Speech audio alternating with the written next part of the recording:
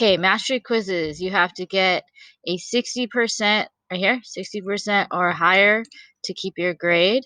Basically, a 3 is like a C, a 4 is a B, and a 5 is an A. Anything below that, a 0 to 2, you are going to get a 0 on that mastery quiz. So make sure you retake it until you get a 3 or higher. You get 3 attempts to take your quiz, and the highest score is kept. The due dates are, you should aim to take your first mastery quiz for this lesson before the end of the unit, and then you can do your retakes by the end of the course, which is Thursday, 11/19.